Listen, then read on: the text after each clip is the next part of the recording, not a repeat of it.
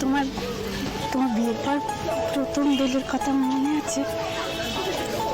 আমার জীবনে এত বছর পরে দোল ফিরে এলো। তবে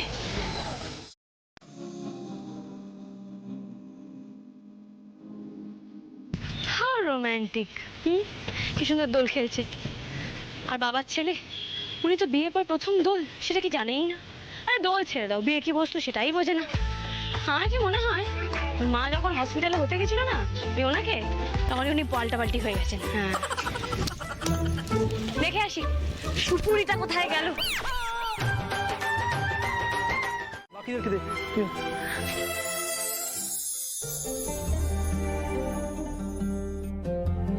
তুমি দিয়েছো?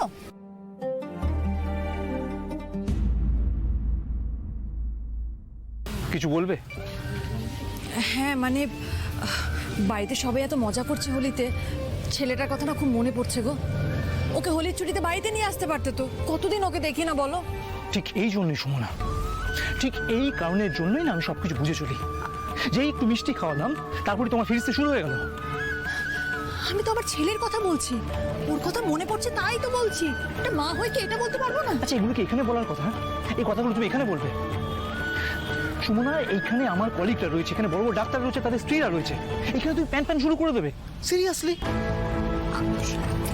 একদম ঠিক করেছিস বর্দা। এদেরকে না একটু লাই দিলেই মাথায় চড়ে বসে। দেখ, তুমি তো ওটা আচ্ছা জব্দ করেছো গো। ইস, আমি তো দেখতেই পেলাম না। তা কি করে দেখতে পাবে শুনি? তখন তো তুমি দাদার হাত থেকে রসগোল্লা খাচ্ছিলে। এমা, কি হলো? এই আনন্দি জল খাবে নাকি? দাঁড়াও দাঁড়াও। হ্যাঁ অন্তিকা, এই নাও, অনেকক্ষণ হোলি খেলেছো, একটু শরবত খাও, একটু কষ্ট কমবে। এতে আমার কষ্ট কমবে না কাকিমণি। যবে থেকে ওই মেয়েটা এই বাড়িতে এসছে না, আমার জীবনটা পুরো নরক করে রেখেছে। ওকে কেউ কিচ্ছু বলে না, কেউ না। এই, তুমি এটা খাবে? হ্যাঁ, যে বাড়িতে নিজেকেই কোণঠাসা করে দেয় না, সেই বাড়িতে এইসব খেয়ে মন ভুলিয়ে রাখতে হয়। আমার মা তো আমাকে বোঝেই না, তাও তুমি আমায় একটু বোঝো। এই ঠিক আছে, কিন্তু তাহলে তুমি এটা কি শরীর খারাপ করবে? বন্টি প্লিজ প্লিজ প্লিজ।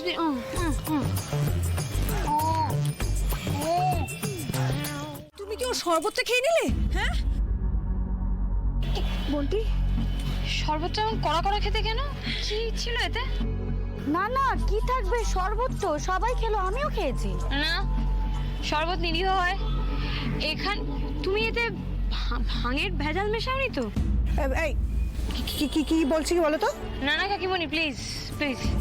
চম্পাহাটিতে থাকতে আমার একবার আমি খেয়ে ফেলেছিলাম, দিয়ে পুরো ওই আলাদিনের মতো খাটে বসে পুরো গোটা বিশ্ব ব্রহ্মাণ্ডের একটা চক্কর দিয়ে এসেছিলাম। দূর থেকে নয়, কাছ থেকে। চাঁদ, তারা, সূর্য সব দেখেছিলাম, সব। তারপরে ওই আরশোলা মারার চক দিয়ে গোটা বাড়ি আমি ড্রয়িং করতে করতে করতে করতে গেছিলাম। আর তারপরে ওই ঠাকুরের প্রসাদে না ওই রকুলদানার বদলে ন্যাপথালিন দিয়ে দিয়েছিলাম। তো আমি আমার জীবনে এই মহান কাজে আর কোনো রিপিট টেলিকাস্ট চাই না। রিপিট টেলিকাস্ট চাই না বলে চলে? কপালে যা লেখা থাকে তা তো হবেই। ভগবান লিখে দেয় না, সেটা তুমি ঘন্ডাতে পারবে না, তাই না? হ্যাঁ হ্যাঁ।